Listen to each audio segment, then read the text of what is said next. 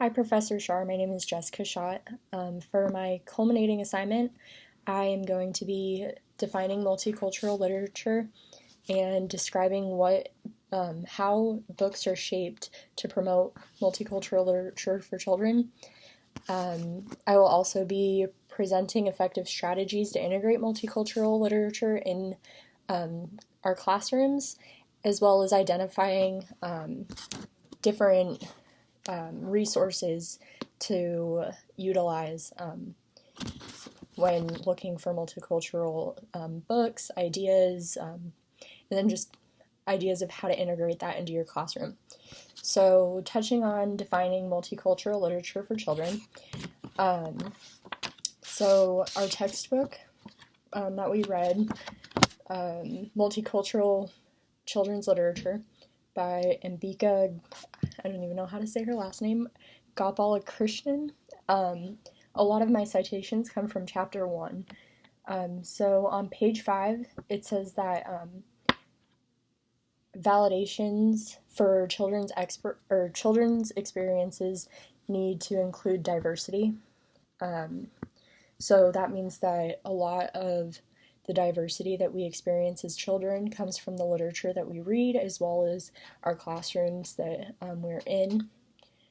Another quote that I got from the textbook was that literature is not the mainstream. Is multicultural literature is literature that is not of the mainstream in the U.S. That means that pretty much any kind of topic, or I guess you could say foreign culture to the U.S., it would be included in multicultural literature. But it's not limited to other ethnicities or races. It's also different, could be anything. It could be people who speak different languages, people with disabilities, or just many different, diversity of groups. Let's see what else. Oh, I actually wrote it right here. Multicultural literature is the inclusion of differences, race, language, class, etc. So throughout centuries, books have shifted ideas and topics, but in the 20th century, we've been seeing a lot of early 20th century, we were seeing a lot of gross stereotypes and misrepresentations of races and ethnicities. And now, so that was how our books were shaped based on ideas that were explored in different centuries. And so now we're starting to shift to more inclusive ideas and ways of teaching. So finally, on page 7 of our textbook, it says that books are now written as teaching aids. So that's a lot of how books are shaped. We are finding topics that we need teaching about, or we're trying to include all of the groups.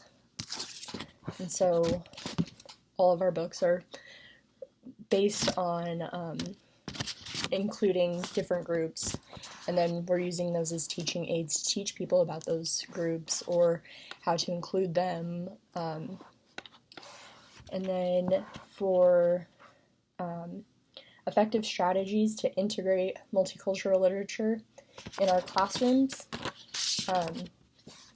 So a lot of my citations for this one come from literacyworldwide.org. So one of the main things that we even talked about in our class was having a stocked classroom library that includes a lot of multicultural literature books.